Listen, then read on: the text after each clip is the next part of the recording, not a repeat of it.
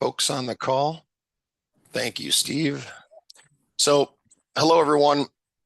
I'm Wayne Malakar with Feeding America, Senior Director for Food Safety at Feeding America. I'm one of the co-chairs for the Food Recovery Committee through AFTO. And I'm joined with Philip, is also another co-chair. Philip, do you want to come off mute and introduce yourself briefly? Hello, everyone. I'm Philip Friesting with the Arkansas Department of Health. I'm the section chief for the wholesale manufactured food and RRT for our state. Okay, thank you, Philip.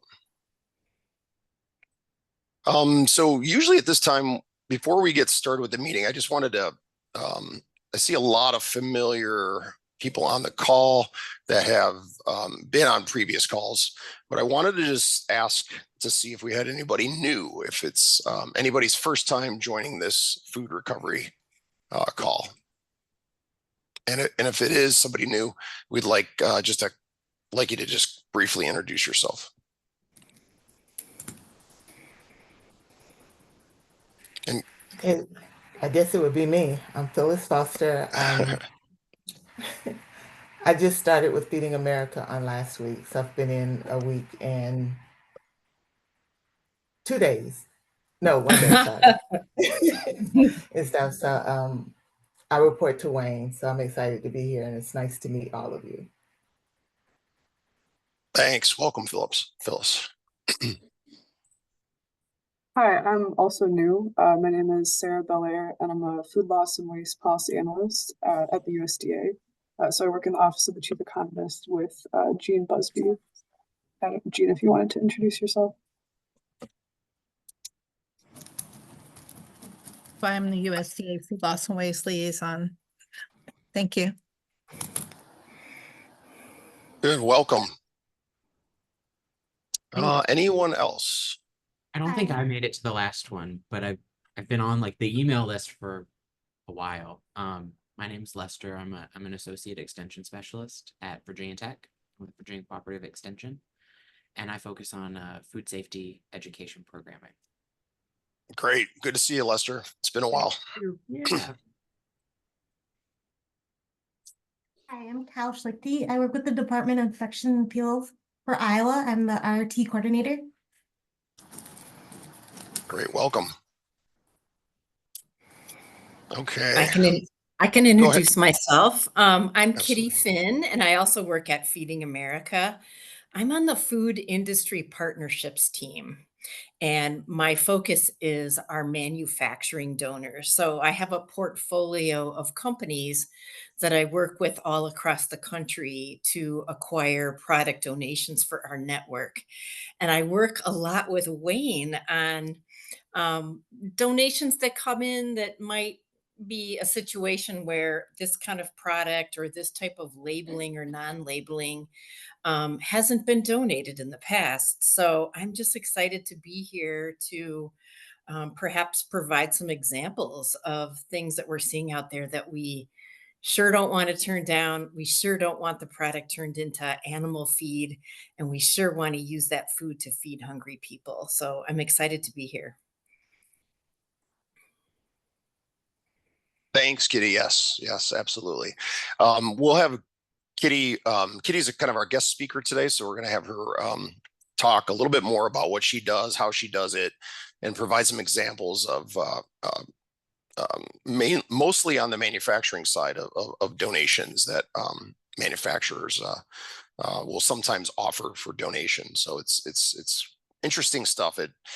I've been doing it for a while, and it's always interesting for me. But before we get to Kitty, I wanted to just kind of go over and review some of the charges that we have as a committee. So I'm going to see if I can share my screen briefly here. And just kind of give us a little bit of an update on those charges. Okay, so hopefully you can see my screen now. Yes, might be a little bit small, but we have 4 charges as a committee. The first one revolves around date labeling, identifying or researching the issue of date labeling, which we've pretty much done that.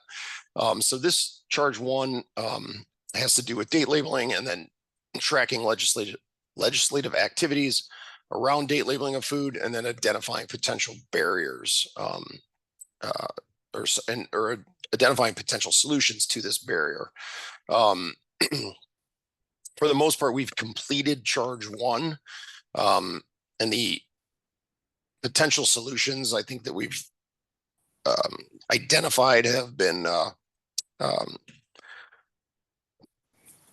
supporting, I guess, the legislation that exists in Congress, or at least it's been introduced to Congress. However, there hasn't been any movement on it, which is the Food Date Labeling Act, as well as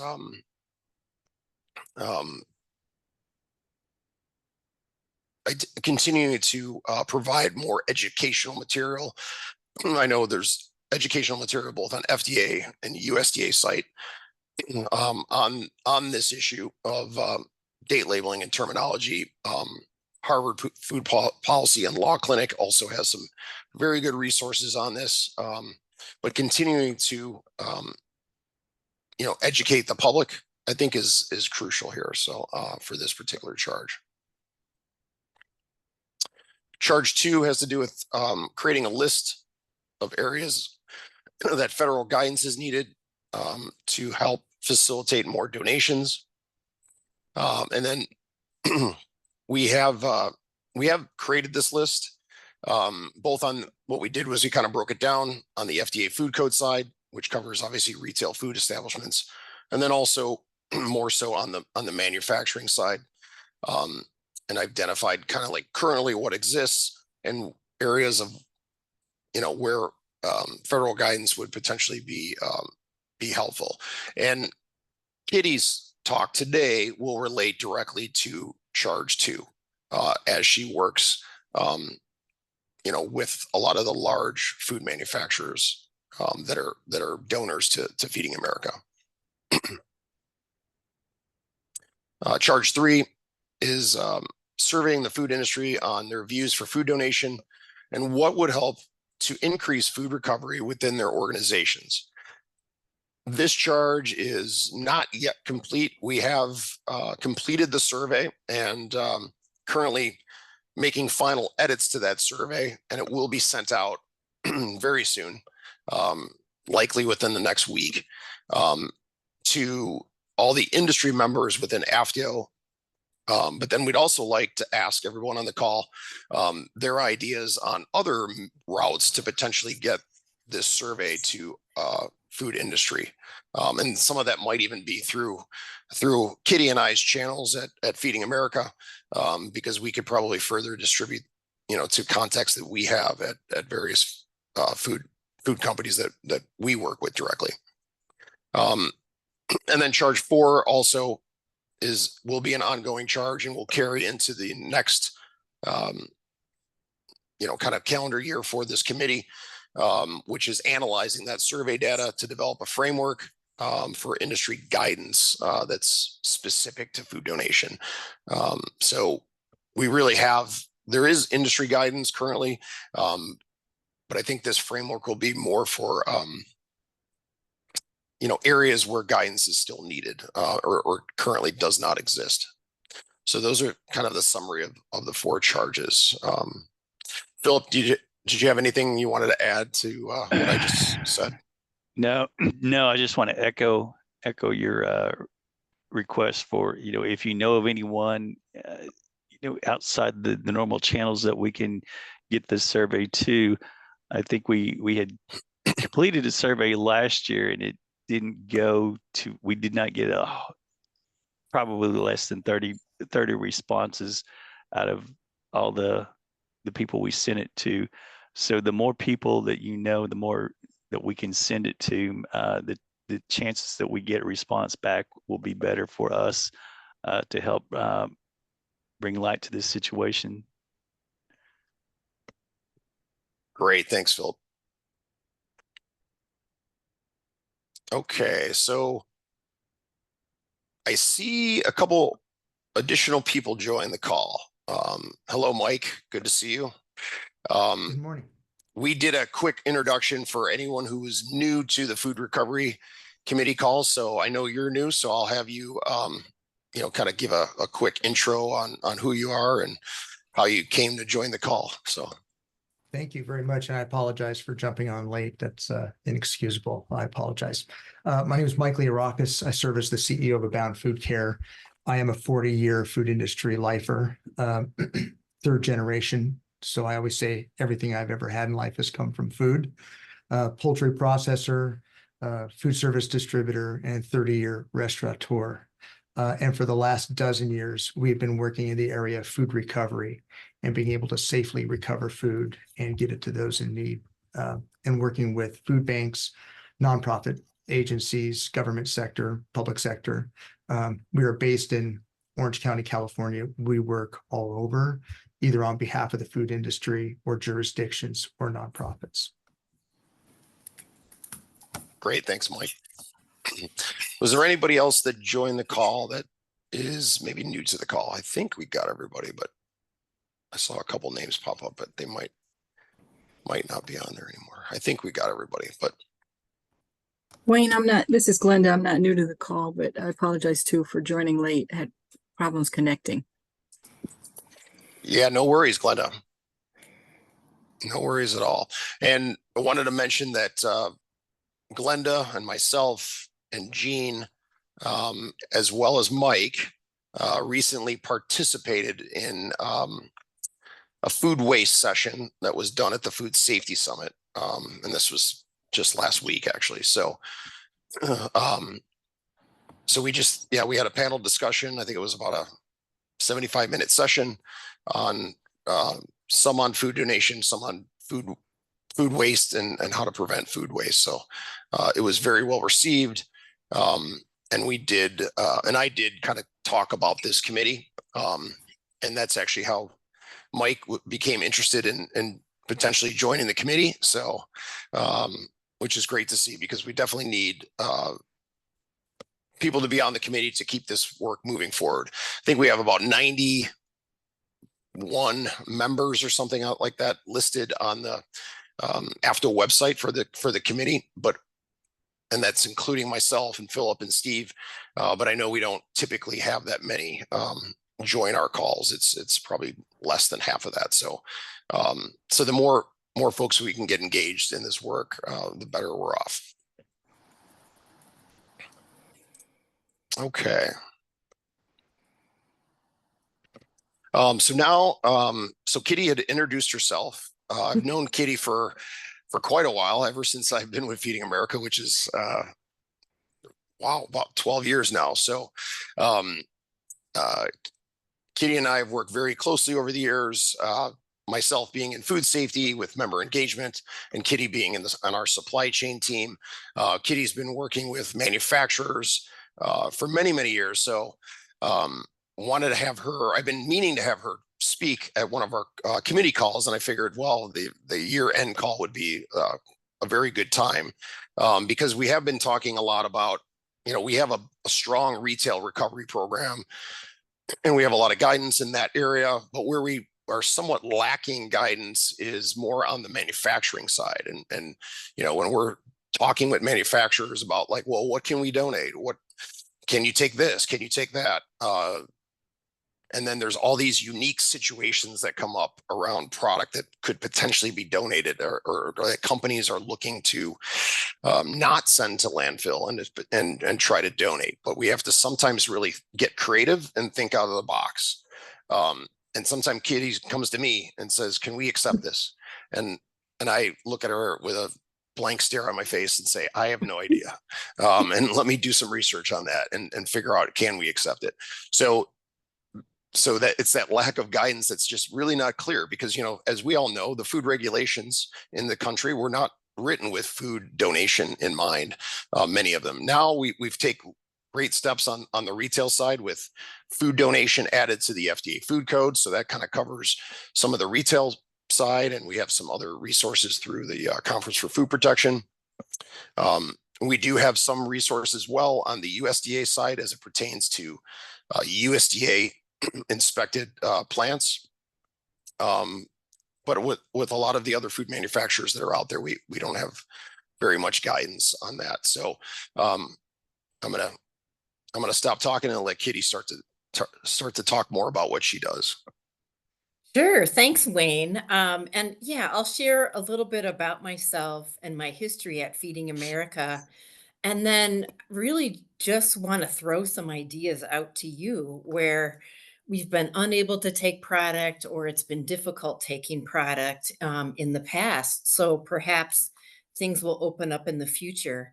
But I've been with Feeding America for, it'll be 18 years in July. So a good long time. And I feel like I've got the best job ever because I get to go into the corporate offices as well as the manufacturing plants, the distribution centers, the third party co-man facilities for a portfolio of about 8 large manufacturing donors right now.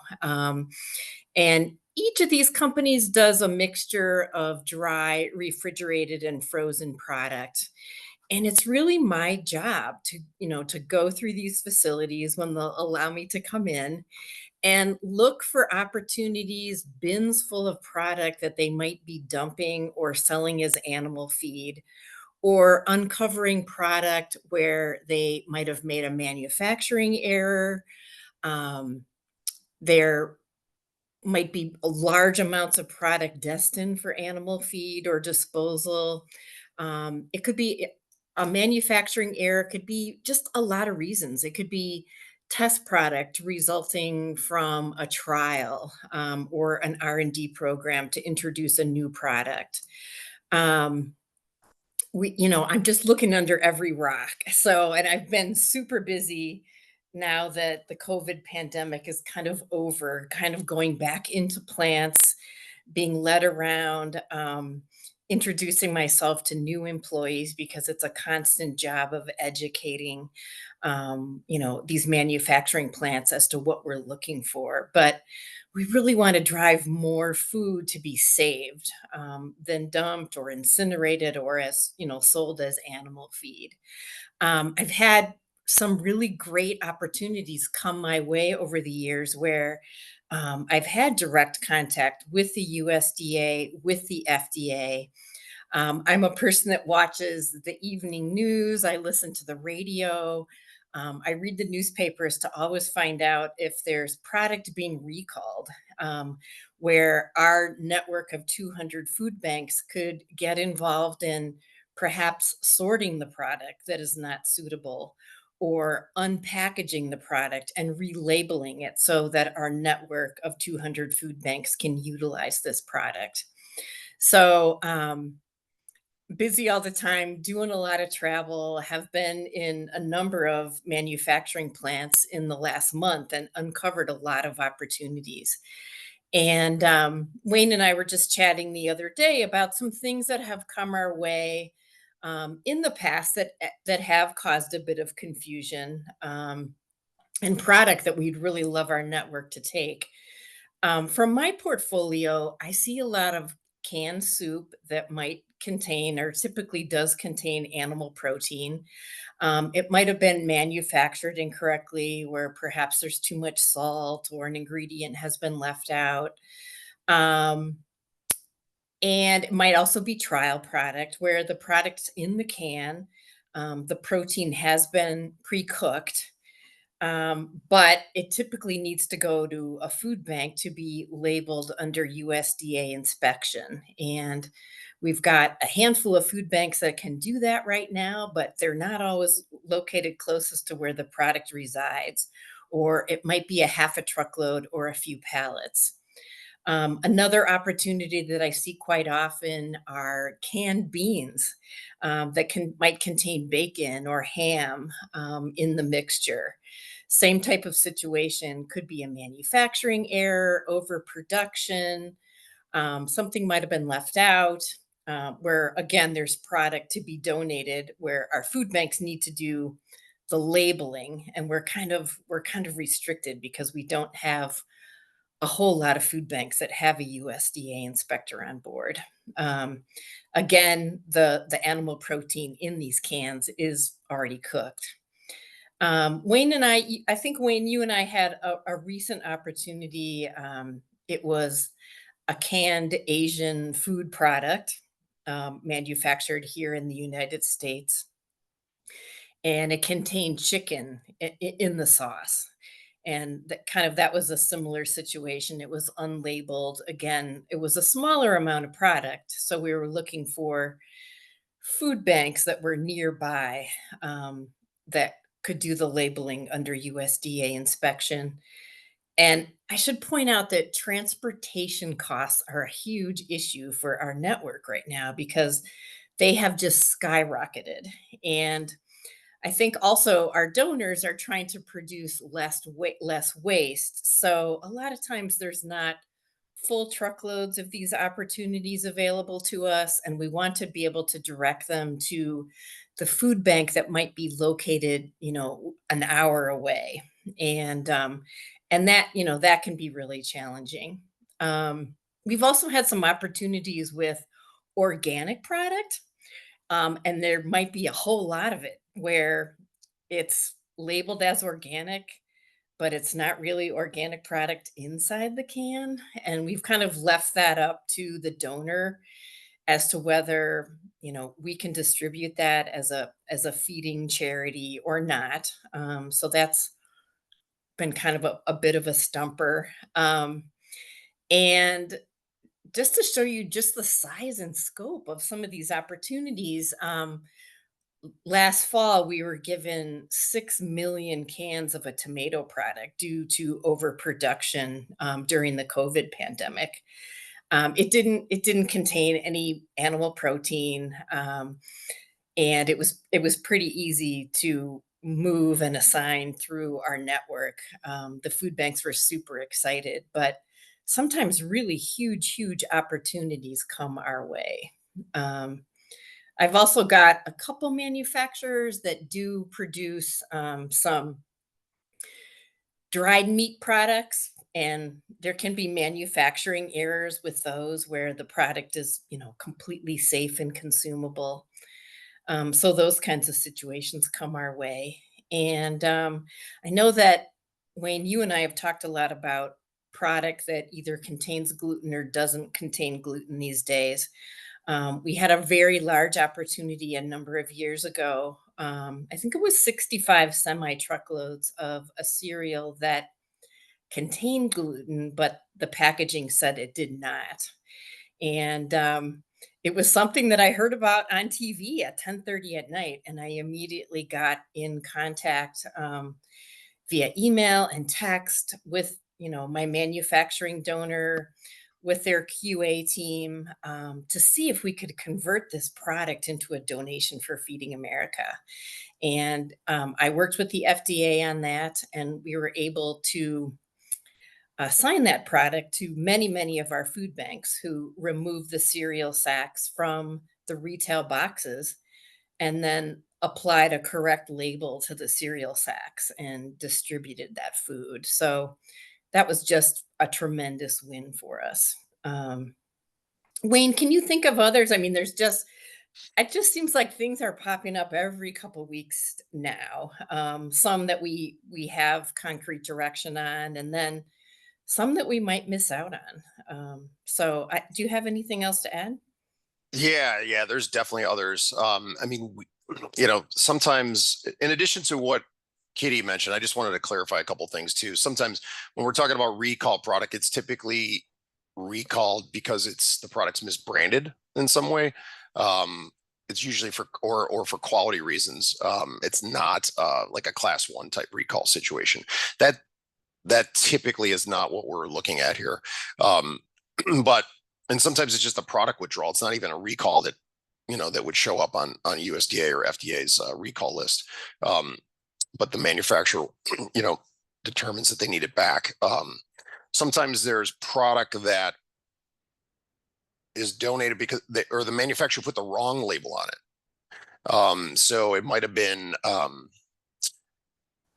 spaghetti meatballs, but it's actually beef ravioli on the inside. So we will be able to usually, and maybe it's not a lot of product, but usually food banks are able to relabel that product with the correct, with the correct label. That obviously takes the more relabeling that's done in our network. You know, it takes a lot of volunteers and staff at the food banks, so it does take time to do that, of course. But that's what food banks do. Sometimes there are unique challenges. I know recently I was working with another one of Kitty's counterparts on some soup that they wanted to donate. The donor wanted to donate, but they had concerns because it's food service, you know, packaged soup, right? So it's large, you know, kind of the cryovac bags of soup.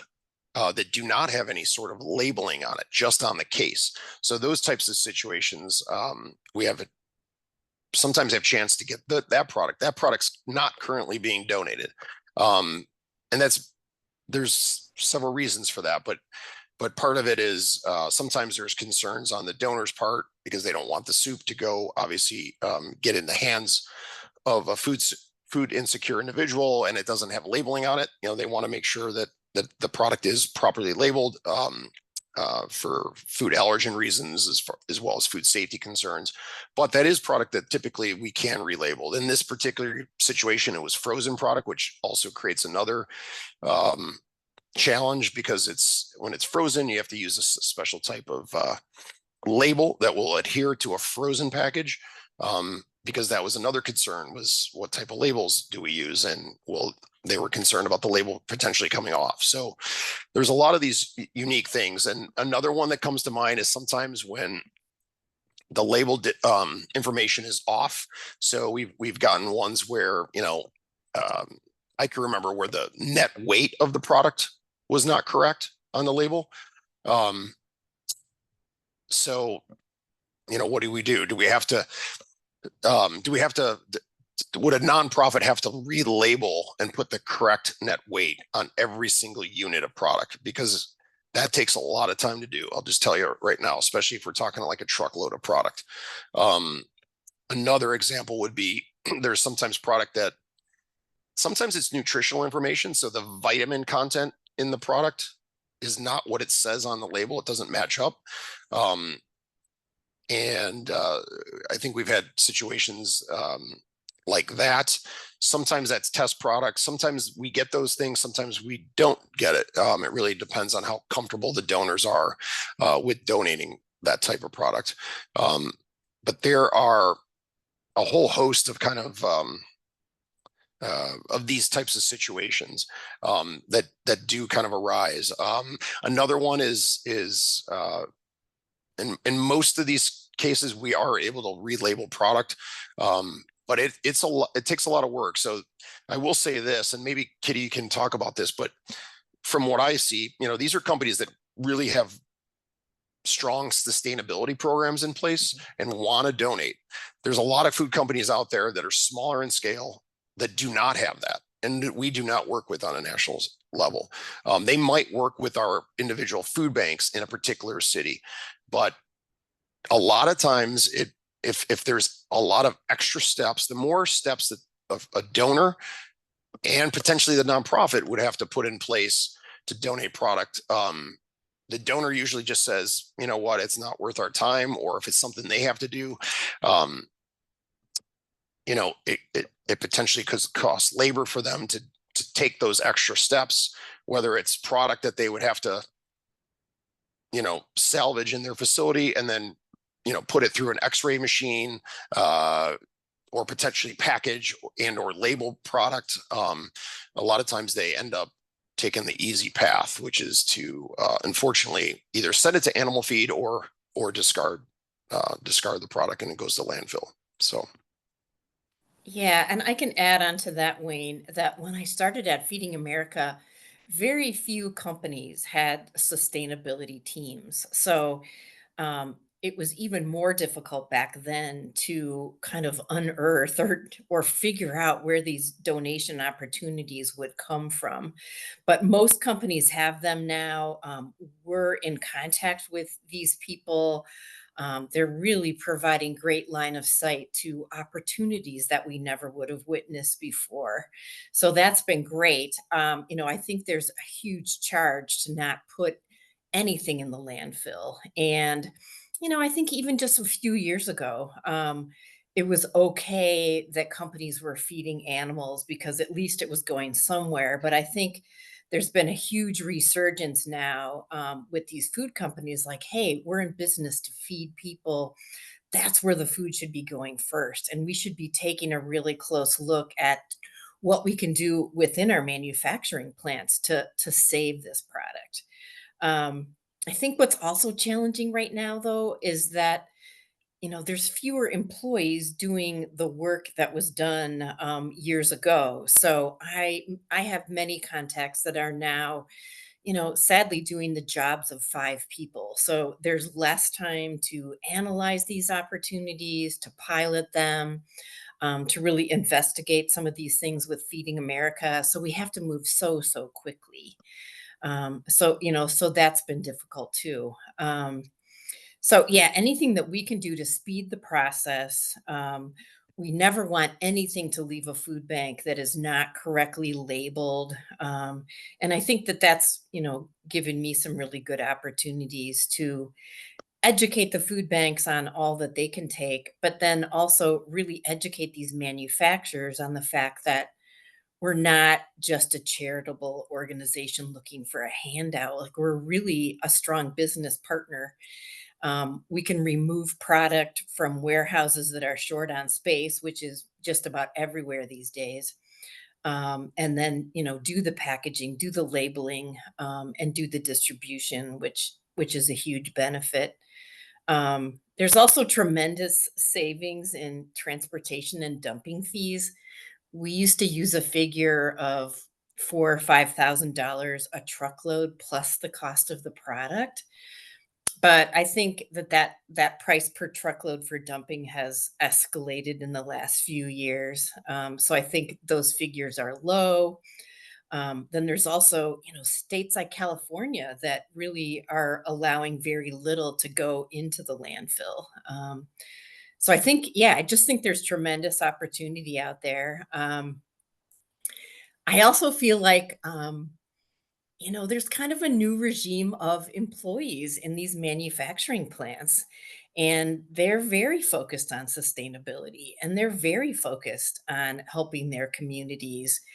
And I was in 3 plants a couple weeks ago, and I saw tote after tote after tote of product that the local food bank could easily pick up free of charge and then package and label with their volunteers. And the drawback right now for the manufacturer is that they want everything to go through a metal detector, and they don't currently have a metal detector that can, examine these totes of products. I think their metal detection is set up for individual retail boxes.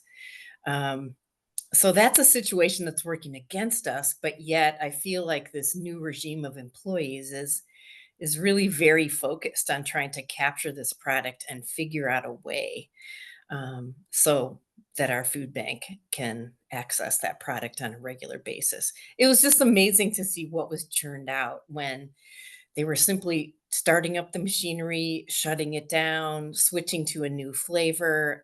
It was incredible. And it happened to be a breakfast product. And we have, summer feeding programs are beginning now because the children will be let out of schools.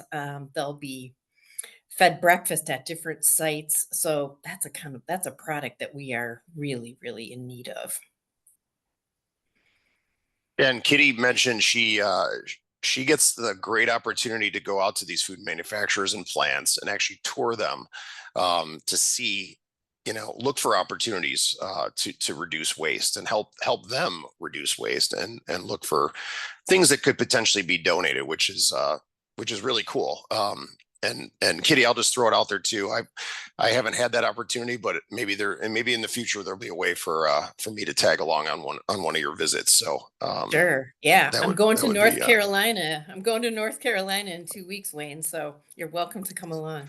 oh well, Phyllis is based in North Carolina, so maybe we can make that happen too. Oh, that's awesome. Yeah. Um, But yeah, I mean, do other people from the audience have thoughts or ideas, people that we should be in contact with about these things that we've had to turn down. It would be wonderful to be able to, have any food bank, labeling canned products that contain protein. Maybe that's too sky high of a dream for me to have, but I look at the cans and think, oh my gosh, everything in this can is cooked. Could any food bank label this product, not just a food bank with the USDA inspector? Um, and Wayne, you were so right about talking about recalls. We would never go after a product that contains glass or paper particles. I remember a company years ago wanting to donate truckloads and truckloads of pizza, but they contained pieces of plastic pens and pencils. It was so odd. I mean, we would, food safety that is our calling and the most important thing. But yeah, there's a lot of huge manufacturing errors that take place where an ingredient is substituted, such as almond oil for a vegetable oil or something like that, that is not called out on the label. And that's product that we can take in from warehouses, not individual consumers, and to get a lot of product out to our network. Kitty, I was wondering, this is Jean Busby here, wondering if Feeding America also taps resources or what can be recovered at import, ports of entry and so forth. Years in a former life or career, I analyzed FDA import refusals and broke them up by adulteration or misbranding and so forth. And I'd love to hear if you use that as a possibility. And also, I wanted to mention that at the USDA with the EPA, we have the U.S. Food Loss and Waste 2030 Champions Program, where businesses along the food supply chain can publicly commit to reduce food loss and waste in their own U.S. operations in half by 2030. And we have food manufacturers like Tyson's and Campbell's Soup and so forth. And, and then they get the public recognition. So if that's a lever that might help you, I'll put in the chat the link to the Champions program, and they get a lot of recognition, and we have an annual milestone report where we highlight their actions and impact if they wish to Yeah. volunteer that. So And Jean, I love that because I've heard about that award program. It might have been through our partnership with Campbell's over the years, Mhm. but you're kind of bringing it to the forefront, and I would love to include it in my presentations to my donors because it really might spur people on. And I've had great success, especially really in the last 2 years. I have some new sustainability contacts at a couple of these manufacturers, and they've been able to put me in front of food safety and quality teams all across the country. I'm doing a webinar on Monday to supply planners. So I feel like, I've been able to get in front of more people than ever before, which is driving a lot more donations. So yeah, I would love to include something about that program. And then to get back to your question about ports, I know that was being explored during COVID. And I think there were so many ships gathering in different ports, either in California or on the East Coast. And I think that we were securing product. I can't specifically say what products were being, researched or captured at that time, but it's another great idea. It's not something where my work kind of intersected that, but I know that other people at Feeding America were definitely investigating. Because I think Yeah. a lot of things were spoiling, like especially like produce, things like that were spoiling in the ports. for sure. Yeah, I'd love to brainstorm anytime. Yeah, Kitty, I think maybe Joe Whedon, who is Joe is kind of our protein guru, right? So I Yes. think Joe had some initiatives regarding ports. So I know we've identified that at least. I Yeah. don't know Yeah. what how much he's working in that space, but he has in the past to some extent. And Oh, I think Emily, it would, I'm seeing. Oh, I'm sorry. Didn't mean to go cut ahead. you off there, Wayne. I'm just seeing in the chat. I didn't get to grab it fast enough. Let me just pull that up again, but it looked like Emily wanted to have a further conversation about food rescue mapping for Washington State. So yeah, I'm happy to send you an email, and then Jean, I'm gonna copy this link that you sent out as well. Thank you. And Uh, for more context, I actually have to run to teach.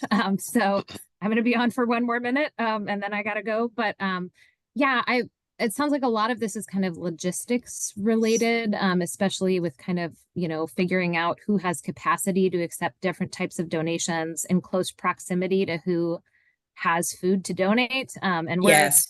we're currently working on a mapping project right now with Washington State Department of Ecology to try to figure out kind of what's the capacity of the hunger relief sector, at least in our state. But I would love to chat with you more about kind of how a mapping tool might be able to inform some of this work to potentially, Sure. rescue more food, because that's really, what we're what we're shooting for. But please email me. I Sure. would love to chat with you more. I just unfortunately have a class that starts in a Oh minute. yeah. So No worries. No worries. I'll send you an email, and yeah, we've got some big, strong food banks in Washington State that I know would want to be involved. awesome. Thank you so much. Okay, thanks. Okay, was there I guess, anybody else yeah. that had Any any other questions questions or thoughts or Kitty? follow-up? Yeah, guys, if I could jump in. First of all, I feel like someone who just stumbled into a church that they have always been destined to join. Hallelujah. There's so much here that I'd love to ask questions about or expand on. But first of all, what percentage of that product we're talking about is labeling related? And then what percentage of that product can be relabeled? Great question, Mike.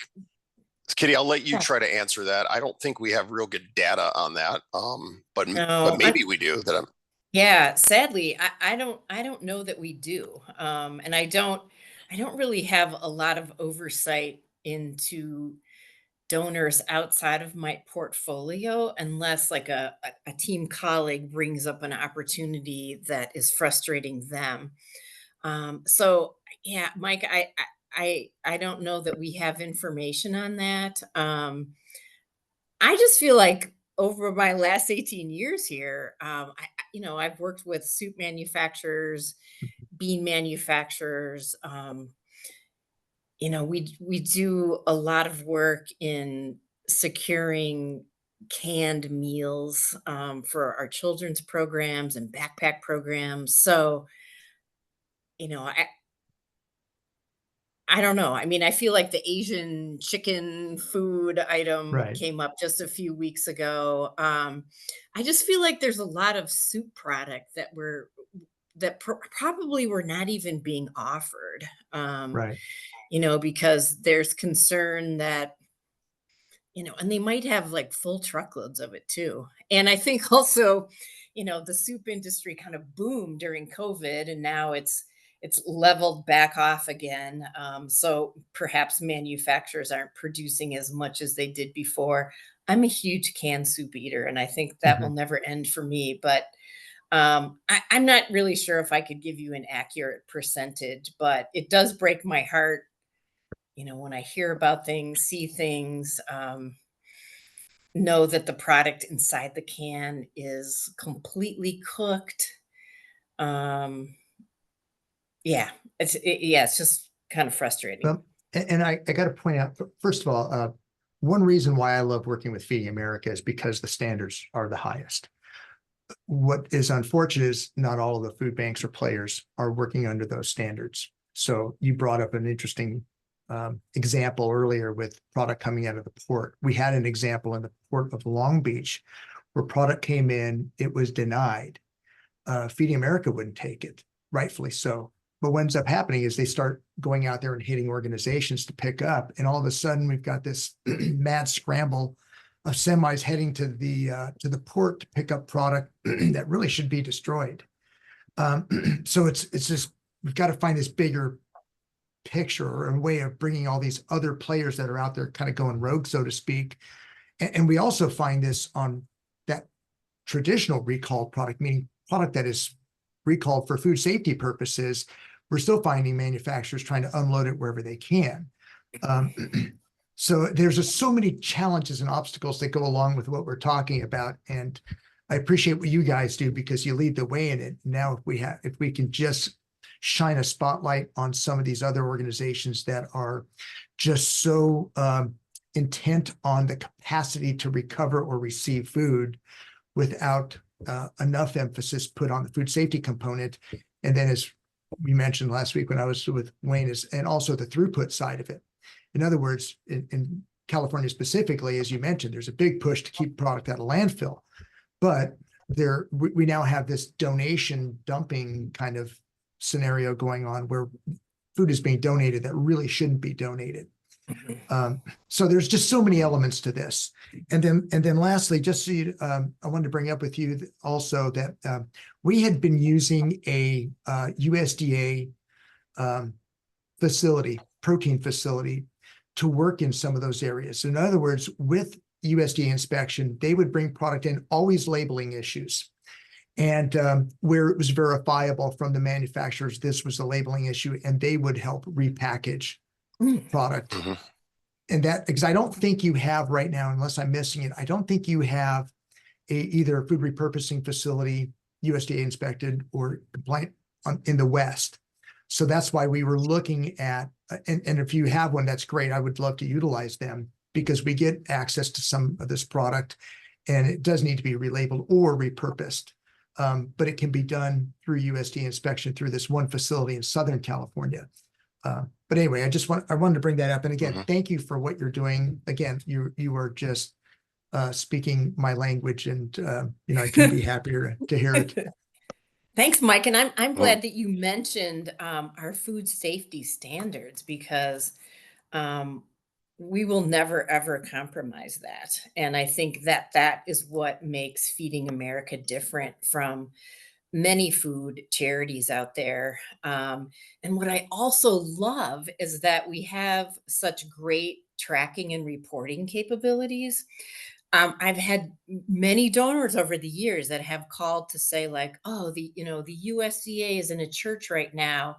And somebody, there are meatballs that are being repackaged and there's no labels and it's 90 degrees. And how can this happen? And I love that we can trace back through our reports and know that Feeding America never received that product, which is also phenomenal. I mean, that gives me great peace of mind as well as my donors.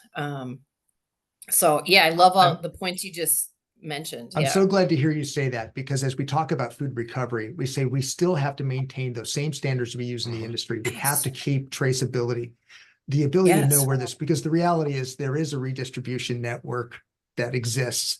We've got to be able to track that product of where it's going. And follow it all the way through. And then it's got to be kept cold. I mean, it's got to be at the right temperature. It's got to be picked up in the right truck. It's got to be stored in the right facility. There's so much more to it. Let me ask you another question, if you don't mind me hogging the time here. On chain of custody, how do you guys factor that in? So as a processor years ago, I would ship product to a retail distribution center or a food service, but I would send it to a distributor. If there was something wrong with the product, labeling, sometimes it was production error, nitrates. I did for the processed poultry, so it was coloring on a turkey breast or something. I couldn't take that product back into my USDA facility. It's already gone out. I'm not bringing it back. So I would just try to release it, meaning I'm not spending any additional money to bring that back. I couldn't get approval. On the donation side, we didn't know where that entity that received it, where it was going to go. In other words, I was always afraid that it was going to end up in Atlantic City or Las Vegas, and it was going to be happy hour, all you can eat buffet food. And we didn't want it out there. So that's where the just discard it was, to your point, the path of least resistance eventually becomes just get rid of it. If we can eliminate some of those obstacles, but the chain of custody component of it, how do you factor that in? I don't know that if I'm the right person to speak about that. Maybe Wayne, you can, but I mean, I'm working with manufacturers, and they're many of them don't even produce any of their own products anymore. They're all made at third-party facilities. So it's just really important for me to have a strong partnership with my donor, but then have my donor provide visibility to their third-party manufacturers to me so that those kinds of opportunities can be offered to Feeding America. Um, so I can't really speak outside of that, and maybe Wayne, you can, but what usually happens is that a co-manufacturer will contact me and will say, "Hey, X company said to call you. This is what we've got. You know, could we donate it? Is it a donatable form?" So that's really what I encounter. And Wayne, maybe you can speak more about that. Yeah, let me just give a quick answer because I know we're running short on time here, but we have kind of requirements in our partner food bank agreement. But if it's USDA product, which I think you kind of mentioned, if it's USDA product, we have very specific kind of guidance on how that product would need to be distributed. In some cases, would need to go, direct to someone experiencing hunger, right? So we have ways to do direct distributions in a number of ways, whether it's food bank run pantries or mobile pantries. And then also for just general products, the product is only going to be going directly to our partner agencies. And we have very strict rules on not allowing that product to be kind of further distributed. So it is a concern for some of our donors, but that's kind of one way we handle it. I wanted to move on because I know we're short on time. We have like about 5 or 6 minutes left. Jessica put a good question in the chat. Is there a general guide for manufacturers on what can be donated and commonly encountered manufacturing errors? So again, there currently is not. So that is something that I see as a need, because we just talked about some of those misbranding type errors that might occur, or if a manufacturer has an ingredient that's either missing, or sometimes they have an added ingredient that's actually not in the product, but it's listed on the ingredient label. And those ingredients aren't one of the top major big 9 allergens. Does that product need to be relabeled? Does the nonprofit have to go through the time and effort to relabel every single one of those projects, or scratch out something on the label that's not supposed to be there in the first place? So those types of things are the net weight is another example that I mentioned. We even had one, I think, when you look at the FDA labeling guidelines, the net weight was, I forget what it's supposed to be, if it's in grams, but then it was in a different weight unit. So, a lot of times you have to, you're looking for guidance on this, but it would be nice to either have a guide, or I think even somebody on a previous call brought up, like, who do you go to when you have these types of questions, or whether it's an Ask FSIS question on the USDA side, or another means on FDA. But I think some of this guidance is definitely needed. Kitty, I know you have your hand up.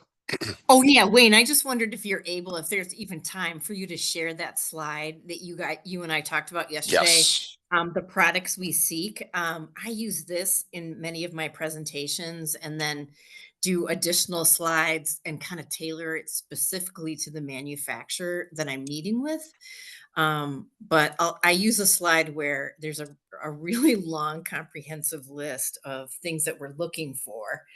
But then, I might be in a pasta sauce manufacturing plant, and I wouldn't know unless they told me that there might be tomato skin that is too thick, that is mixed in with the sauce. So I might learn that from one manufacturer, and then I can use that again, with another manufacturer. So kind of borrow ideas that I hear from one manufacturer to the other, and then try to tailor my presentations and conversations. But this might be helpful. Yeah, so this is just, I have the slide up, Kitty, the products that you seek. Yeah. So I can send this to everybody, you know, after the call. So be happy to do that. But yeah, these are some examples of the types of products that we get or looking to potentially get, or ideas that we give, you know, the food manufacturers when donating product. Okay. And then Jean put a link in the chat, and I just kind of pulled it up, which is a very interesting document. Jean, I'll have to take some time to go through that. I put it for fun. It's way old. I just wanted to highlight that 33% of the import refusals I analyzed were misbranding. Some of them were like labels not in English or whatever, but you know, because there was a question earlier about, well, what share could be salvaged and so forth. So. And we love to label. We love it when we get product produced for another country, because we can easily relabel that with the correct ingredient and allergen statement and what the product is. It's rare these days that we get product that is in English and the other language, but that's a wonderful example. Yeah, so then Glenda, I saw you put a question in there. So charge 2, yes, this all relates to charge 2. So we have kind of developed that list, and on the list is, you know, potential guidance that's needed, you know, kind of for manufacturing, but I would say specifically to kind of labeling type situations or errors that might occur. I think that would be a starting point. At least in charge 2, and kind of adding it to that list of areas that we see where maybe some kind of guidance is needed. and Priya, I think you're on the call as well. I know I still owe you a list of those examples that we've kind of just rattled off in this talk. So I do intend to put those kind of in a Word document, and kind of summarize, just to give you some further examples of those types of donation opportunities that pertain to maybe misbranding or mislabeling or quality issues with or something that's maybe an error on the label, that where it maybe can't be sold to consumer because of weights and measures and that sort of things in those laws, but maybe that product could be donated because there is no food safety concern with the product. Thank you, Wayne. Thank you. And thank you, Kitty. This was a very interesting presentation. Jean and I was just, and even Mike, we were at the Food Waste Expo, Food Recovery. And though that was one of the suggestions, like what can the guidance document look like on food donation? So this really helped me to understand the issue and how we can help. Thank you. Great. Well, I know we're just at time right now, but before we wrap here, I wanted to take the time to plug. There is a session on food donation. I'm going to see if I can pull it up really quick here on the screen. That will be at the AFTO for anyone that's attending the AFTO annual educational conference on Monday. Let's see, what day is it? It's Monday, June 10th at 2:15 p.m. So it's it is a session on food donation. And let me see if I can share my screen to pull it up here.